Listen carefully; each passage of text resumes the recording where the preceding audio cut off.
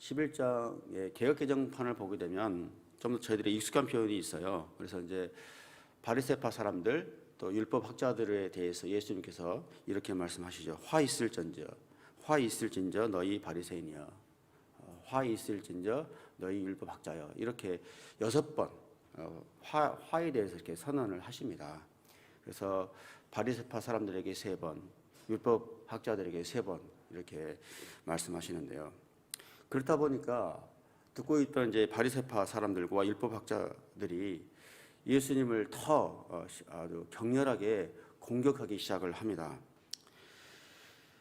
이 사람들은 원래 이제 종교적인 어떤 자부심이 강한 사람들이잖아요. 그런 자부심이 높았던 사람들인데 예수님께서 이렇게 노골적으로 이런 사람들에 대해서 비판을 하기 때문에 더 화가 났던 것이죠. 이들의 이제 종교적인 자부심이라는 게 이런 겁니다. 성경 말씀대로 늘 11조 생활을 하고 있고, 또 가난한 과부나 또 고아들을 잘 돌보고 있고, 또 금식을 늘 하고 있고, 또 하루에 3번 이상씩 기도를 하고 있고, 이런 종교적 생활이거든요. 이런 생활들을 잘 하고 있는데 자신들에 대해서 이제 화가 있을 것이라고 이야기를 하니까 화가 나는 겁니다. 결국에는 이제 이 사람들이 예수님을 죽이는 데까지 음모를 꾸미게 됩니다. 그래서 그런 상황 속에서 예수님께서 바리새파 사람들에 대해서 오늘 이렇게 경고를 하고 또 제자들에 대해 사랑하는 제자들에 대해서 말씀을 합니다. 먼저 1절, 3절까지의 말씀을 보시면요. 예수님 주위로 수많은 인파가 서로 이렇게 밟힐 정도로 몰려 들어왔습니다. 그 중에서는 이제 예수님의 가르침을 듣고 싶어서 온 사람들도 있었을 것이고, 또 한 부류는 예수님을 넘어뜨려서 책 잡고자 이렇게 온 사람들도 있었을 것입니다. 그런 상황 속에서 주님께서 저 제자들을 향해서 이렇게 말을 합니다. 1절을 보게 되면요. 바리새파 사람들의 누룩을 조심하라. 그들의 행위는 위선이다. 위선이라는 게 뭡니까? 자기의 본 모습을 숨겨놓고 겉으로 다른 모습들을 이렇게 보여주는 것이지 않습니까? 그래서 이제 주님께서 이어서 이렇게 말을 해요. 감추어진 것이 드러나지 않을 것이 없고 숨겨진 것이 알려지지 않을 것이 없다. 위선을 이제 누룩에 표현을 했는데요. 누룩을 보게 되면 여러분들이 이제 밀반죽을 하게 되면은 누룩을 약간 섞어 넣지 않습니까? 근데 섞어서 넣은 사람은 누룩을 넣는지를 알고 있지만 일반적인 사람들이 봤을 때는 누룩을 넣는지 잘 모르잖아요. 너무나 작은 양이기 때문에. 그런데 이제 시간이 흘러가게 되면 어떻게 됩니까? 열을 받게 되고 따뜻한 어떤 열을 받게 되고 시간이 흐르게 되면 점점 부풀어 올라오겠죠. 그런 것처럼 숨겨진 위선들은 그렇다는 거예요. 처음에는 숨겨져 있어도 결국에는 이렇게 누룩처럼 드러나게 됐다는 거예요. 3절에서 그래서 주님께서 이렇게 이야기를 합니다. 너희가 어둠 속에서 말한 것이 대낮에 들릴 것이고 골방에서 속삭인 것이 지붕에서 선포될 것이다. 결국에는 이제 바리새인들의 위선이 이제 만천하에 드러나게 될 것이라고 말씀하십니다. 이제 저나 여러분도 어느 누구도 죄에 대해서 자유로운 사람은 아무도 없을 것입니다. 그래서 늘 우리가 내 자신을 늘 이렇게 들여다보면 정직하게 들여다볼 수 있는 그런 마음이 참 중요합니다. 내 안에 어떤 교만이 있는지, 설교자들도 마찬가지예요. 정말 때로는 겸손하게 하나님의 말씀을 전하다가 때로는 내 안에 나도 모르게 의식적으로 내 교만이 나올 수도 있겠죠. 이렇게 또 말씀을 전하고 있다 보니까 그것에 대한 위선이 있을 수 있어요. 말씀대로 살지 못하는 내 모습을 또 보게 됩니다. 그런 모습들, 또 우리가 나의 죄를 고백을 해야 하는데 미처 깨닫지 못한 것들, 그래서 주님께 고백하지 못한 그런 죄들이 있지는 않는지 늘 정직하게 내 자신을 이렇게 돌아볼 필요가 있습니다. 저의 경우는 보통 이제 하루를 바쁘게 살다가 이제 저녁에 잠을 청하게 되면은 침대에서 이렇게 눕게 돼 있으면 눈을 감게 되면은 여러 가지 생각이 떠오르는 것 같아요. 그때 보면 제가 깨닫지 못하는 것들을 하나님께서 많이 알려주시는 것 같습니다. 그래서 오늘 하루에 있었던 일들을 돌아보고 또 오늘 성도님들을 만나 뵀는데 내가 또 마음을 다해서 대하지 못한 부분이 있지는 않았는지, 또 오늘 성도님들 표정이 좋지 않았는데 내가 혹시나 뭔가 이렇게 실수한 것들이 있지는 않았는가, 이런 것도 돌아보게 되고 또 내 안에 있는 숨겨진 것들을 이렇게 보게 되는 것 같아요. 그리고 이제 아침에 일어나게 되면, 무의식적으로 일어나게 되면은 그럼에도 불구하고 내 안에 좀 챙기는 게 있으면은 아침에 보통 떠오르게 되는 것 같아요. 가장 먼저 생각나는 것, 마음에 걸리고 눌렸던 것들이 아침에 잠을 깨게 되면 먼저 알려주시는 것 같아요. 그래서 그런 부분들이 있으면은 또 샤워하다가 기도를 하기도 하고 또 새벽에 와서 기도도 하고 이렇게 합니다. 어찌됐든지 늘 우리가 내 자신을 돌아보는 태도가 참 중요한 것 같아요. 이제 밤이나 아침에, 시작하는 아침과 끝나는 저녁에 하는 건 참 중요한 것, 참 좋은 것 같아요. 그렇게 내 죄를 고백을 하면 미쁘시고 의로우신 그 하나님께서 우리의 죄를 용서해 주신다는 것입니다. 하나님께서는 진실로 고백하는 우리의 죄를 용서하시고 모든 불의에서 우리를 깨끗하게 하여 주실 것을 저는 믿습니다. 이어서요, 오늘 말씀은 구제별로 좀 주제가 좀 조금씩 다르기 때문에 나눠서 읽어가면서 말씀을 좀 보겠습니다. 4절, 5절 함께 읽어볼까요? 시작. 내 친구들아, 너희에게 내가 말한다. 너희 몸은 죽일 수 있어도 그 후 더 이상 어떻게 할 수 없는 사람들을 두려워하지 말라. 너희가 두려워해야 할 분을 내가 보여주겠다. 몸을 죽인 후에 지옥에 던질 권세를 가진 그분을 두려워하라. 그렇다 내가 너희에게 말한다. 그분을 두려워하라. 바리새인들에 대해서 계속 비판을 하다가 예수님께서 제자들을 이렇게 보게 됩니다.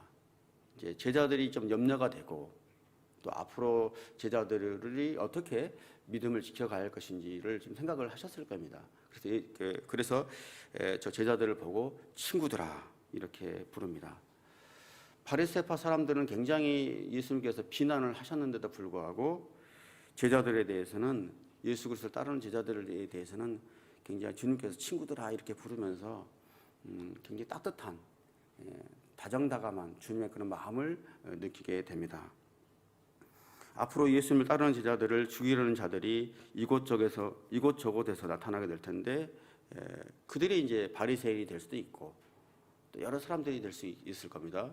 또 중요한 것은 사람들이 아니라 그 배후에서 조종하는 사탄이 될 수도 있겠죠. 사탄이겠죠. 사탄일지라도 두려워하지 말라는 거예요. 그들이 너의 몸을 해칠 수는 있고 너의 목숨을 빼앗을 수는 있어도 영혼까지 지옥에 넣지는 못하는 자들이기 때문에 두려워하지 말라는 거죠. 영혼까지 지옥에 던져 넣지 못하는 존재들이기 때문에 두려워할 것이 없다 이렇게 말씀하고 있습니다. 이들에게는 그럴 권세가 없기 때문에 그렇죠. 그래서 정말 두려워해야 할 존재는 눈에 보이는 통치자들이나 권세자들이 아니다. 바로 너희들을 영원한 형벌을 내릴 수 있는 오직 하나님만을 두려워하라 이렇게 이야기합니다. 주님께서 지금 공생의 기간에 많은 사람들에게 지금 비판을 받고 공격을 받고 있습니다. 주님께서 계시는 그 기간도 마찬가지지만 주님께서 승천하신 이후에 이 땅에서 믿음을 가지고 살아갈 제자들 또 저희들을 향해서 말씀하시는 거예요. 믿음 생활하다 보면 너희들을 비난하고 공격할 자들이 나타나게 될 것이다. 그 배후는 사탄이 있다. 그럴지라도 두려워하지 말라. 그들은 너희들을 어떻게 목숨을 해할 수는 있어도 영혼까지 건드릴 수 없는 존재들이기 때문에 담대하라는 것이죠. 그래서 이어서 6절, 7절 함께 읽어보겠습니다. 시작. 참새 5마리가 2 아사리온에 팔리지 않느냐. 그러나 하나님께서는 그중 참새 1마리까지도 잊지 않으신다. 하나님께서는 진정 너희 머리카락까지도 다 세시는 분이다. 두려워하지 말라. 너희는 많은 참새들보다 더 귀하다. 이제 여러 사람들에 대해 두려워하지 말라고 하면서도 제자들이 믿음 생활을 해야 할 제자들 입장에서는 굉장히 걱정들이 있지 않겠습니까? 당장 먹고 살 문제라든지 여러 문제들이 닥칠 핍박 이런 것들도 생각이 나지 않습니까? 그렇기 때문에 이제 제자들에 대해서 주님께서 하나하나 지금 교훈을 주고 있는 거예요. 당시에 이제 아사리온은 당시 로마 화폐 중에서 가장 작은 단위예요. 뭐 드라크마를 여러분도 잘 아시겠지만은 드라크마의 10분의 1 정도의 단위였고, 저 데나리온의 16분의 1 정도입니다. 아주 작은 양이죠. 그래서 이 한 아사리온을 내게 되면은 참새 2마리를 줬다고 그래요. 참새 2마리가 1아사리온에 팔렸다고 해요.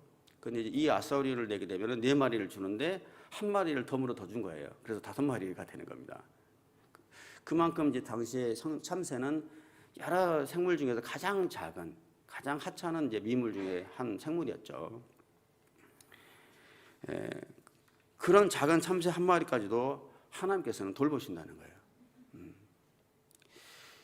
이제 2년 넘게 저희들이 코로나 상황이 계속되면서 코로나 여파로 경제적으로 어려워진 성도님들이 계십니다. 참 힘드실 것 같아요. 그렇지만 여러분, 오늘 말씀처럼 작은 참새 1마리도 주님께서 돌보시는데 하나님의 자녀인 우리를 하나님께서 지키시고 돌보지 않으시겠습니까? 우리의 모든 형편을 아십니다.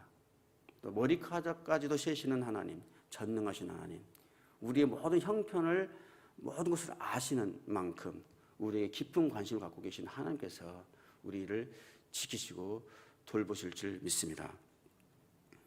그러한 우리는 굉장히 연약하기 때문에 그럼에도 불구하고 늘 염려를 하게 돼요. 무엇을 입을까, 무엇을 먹을까, 마실까를 늘 염려를 합니다. 그만큼 우리는 연약합니다.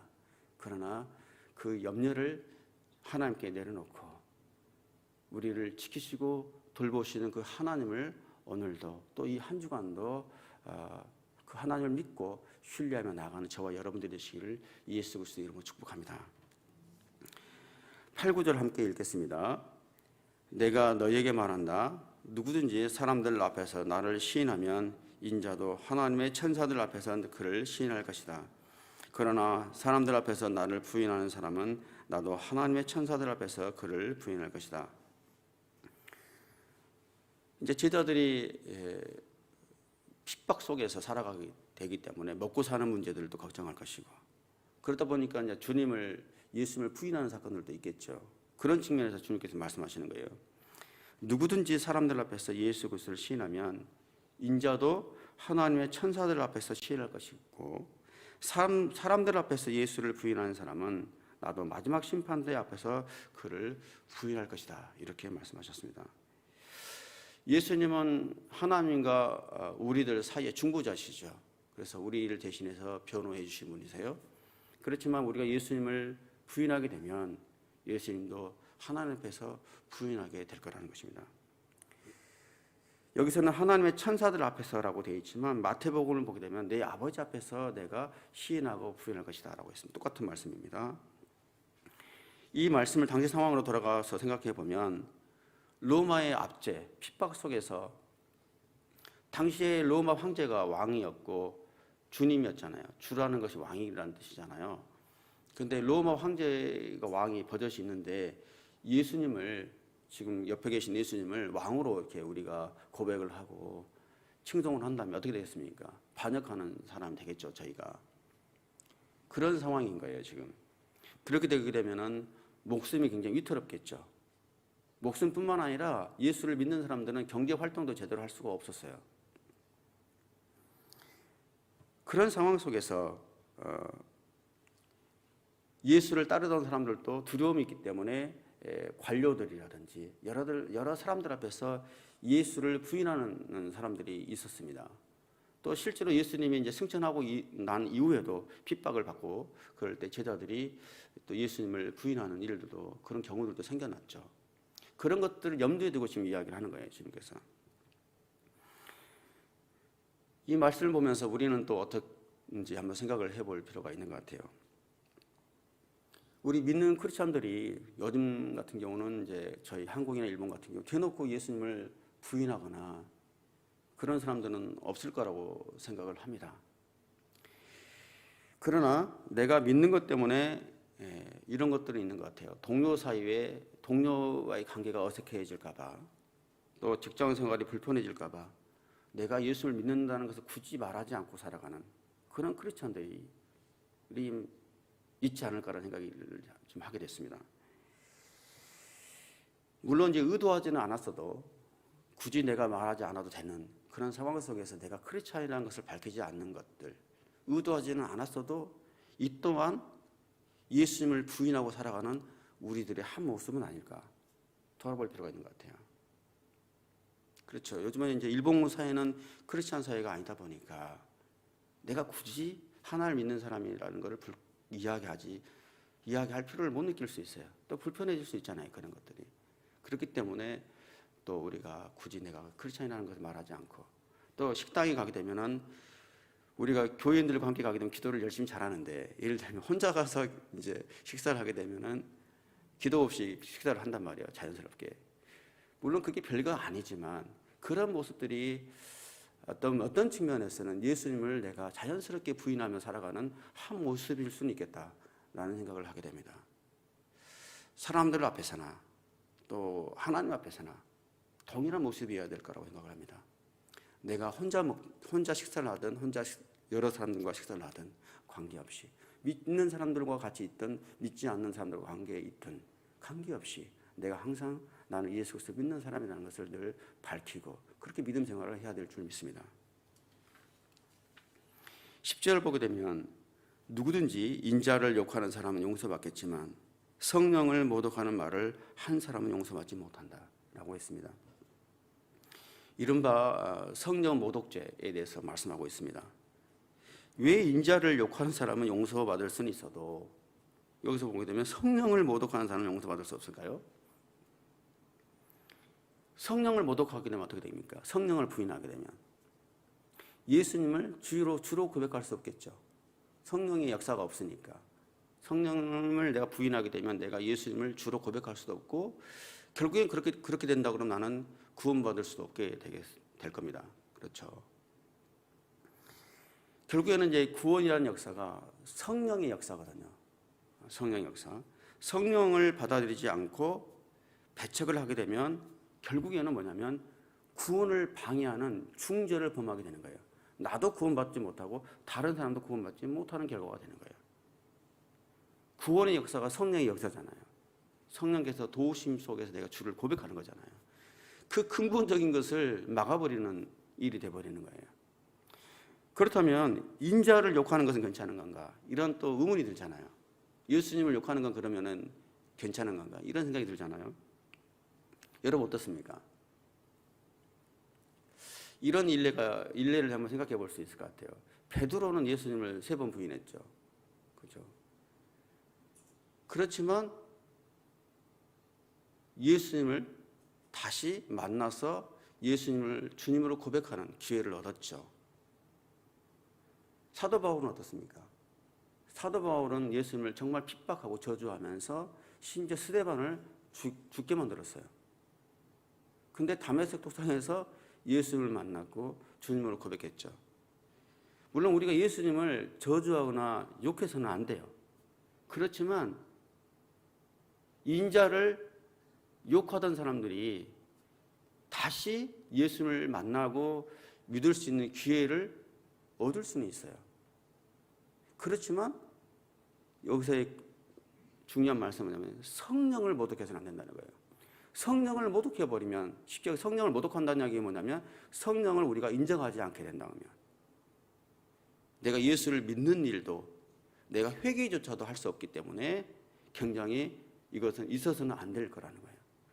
그래서 예수님께서 성령을 모독해서는 안 된다, 부인해서는 안 된다고 지금 말씀하고 있는 것입니다. 마지막으로 11절과 12절 말씀 함께 읽겠습니다. 시작. 회당이나 지도자들이나 권세 있는 자들 앞에 끌려가게 되더라도 스스로 어떻게 대답할까, 무슨 말을 할까 염려하지 말라. 성령께서 그때 네가 무슨 말을 해야 할지 가르쳐 주실 것이다. 계속해서 이제 성령에 대해서 주님께서 말씀을 하십니다. 당시에 이제 그 유대인들의 회당이나 이를테면 사내들인 공회라든지 또 그런 지도자들이나 로마 통치자들 앞에서 종교법정, 정치법정에서 이제 우리가 예수를 믿는다는 이유로 인해서 우리가 이제 핍박을 받게 된다는 것이죠. 그 당시 사람들에게. 그렇게 끌려가게 되더라도 무슨 말을 할까, 무슨 말로 대답할까, 이런 것을 염려하지 말라는 거예요. 성령님을 인정하고 성령님을 너가 인정하고 받아들이고 따라가면 성령께서 지혜를 주시고 무슨 말을 하게 될지, 어떻게 대답해야 될지를 알려주실 거라는 거예요. 예수님은 지금 현재 예수님 살아계시는 이 순간에도 지도자들에게 이야기했지만, 예수님은 십자가에서 돌아가시고 부활 승천한 이후까지 염두에 두고 지금 말씀하시고 있는 거예요. 그 당시 제자들, 또 우리들에게도 염려하지 말라는 거예요. 성령님을 붙들고 나아가게 되면 지혜를 주실 거라는 것이요. 실제로 사도행전을 보게 되면 어떻습니까?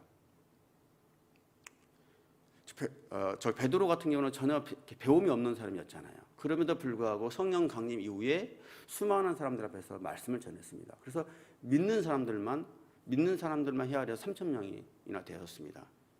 그리고 많은 공회 또 종교 지도자들 앞에서 그렇게 지식이 없었던 베드로가 담대하게 말씀을 선포를 합니다. 성령께 주신 지혜로. 사도 바울은 또 어떻습니까? 많은 사람들 앞에서 또 로마에 가서도 자기가 다메섹 도상에서 예수를 만난 그 사건을 담대하게 선포를 하죠. 두려움 없이. 성령의 감동이 돼서 성령께서 가르쳐주시는 말씀을 담대하게 선포할 수 있었습니다. 저도 역시 목회자로서 항상 첫 번째 기도 제목은 뭐냐면 성령님의 기름 부으심이에요. 말씀의 능력, 성령의 능력을 달라고 늘 기도를 해요. 그건 저의 기도 제목의 가장 1순위예요. 그럴 수밖에 없어요. 하나님께서 허락하신 성도님들이 계세요. 성도님들에게 어떤 말씀으로 또 먹일까? 어떤 말씀으로 함께 나눌까? 이 생각을 저는 가장 1순위로 할 수밖에 없습니다. 솔로몬에게 하나님께서 내가 무엇을 원하느냐고 했을 때 이 모든 하나님 저에게 주신 하나님의 백성들을 어떻게 다스려야 될지 모르겠습니다. 지혜를 주십시오. 이런 고백을 했잖아요. 그러듯이 하나님께서 저에게 묻는다면 너에게 무엇을 달라고 할 거냐고 묻는다면 저에게 1순위는 그래요. 성령의 기름 부으심입니다. 성령의 불입니다. 말씀의 능력입니다. 이 기도 제목을 저는 항상 드립니다. 그래서 어떤 말씀으로 성도님들에게 말씀을 전할까? 그리고 어떤 말씀을 통해서 성도님과 함께 나눌까를 먼저 저는 생각을 합니다. 그래서 늘 말씀을 가르치고 말씀을 전할 수 있는 지혜와 용기를 달라고 기도를 합니다.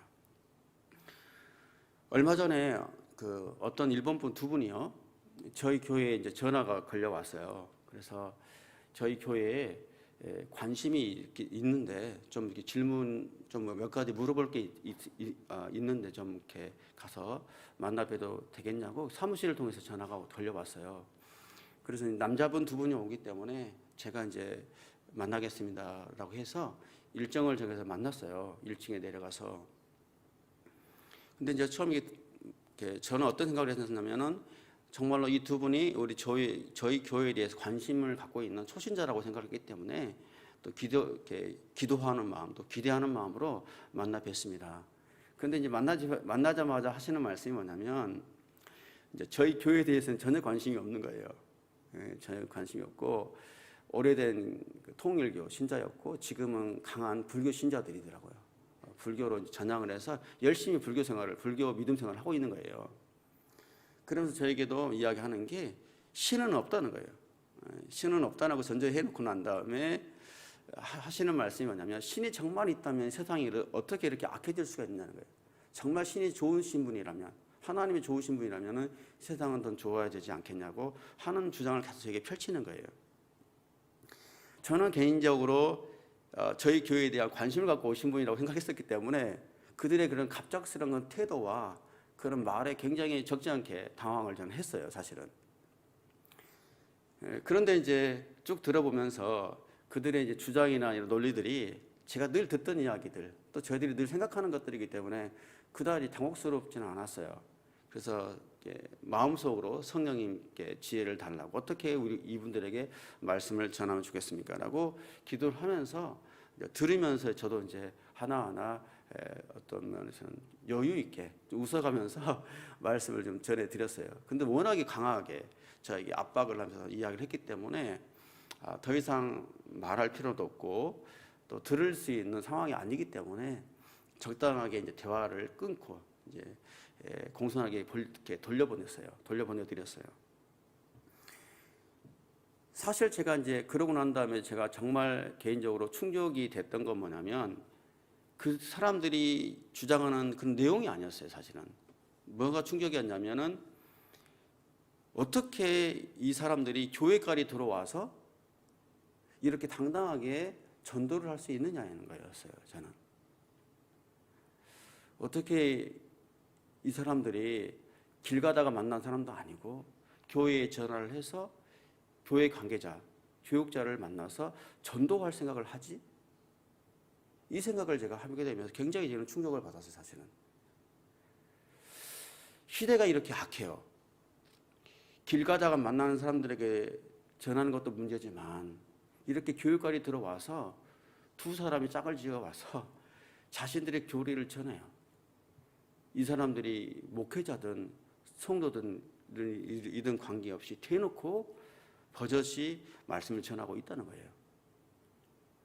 이런 상황이 있다 보니까 이 코로나 기간 동안에 이런 사람들이 얼마나 많은 사람들을 지옥의 불구덩이로 성도들을 끌고 갈까 이 생각을 하면서 굉장히 저는 염려가 되면서 기도가 됐습니다. 정말 악한 세대입니다. 방법과 수단을 가리지 않고 공격을 하고 그들의 거짓 진리를 전합니다. 정말 우리가 깨어서 기도하고 말씀과 성령 안에서 우리가 준비되지 않으면 안 됩니다. 어떤 상황 속에서도 성령의 지혜를 구하고 말씀의 능력과 기도의 능력으로 나가는 저와 여러분이 되어야 될 것입니다.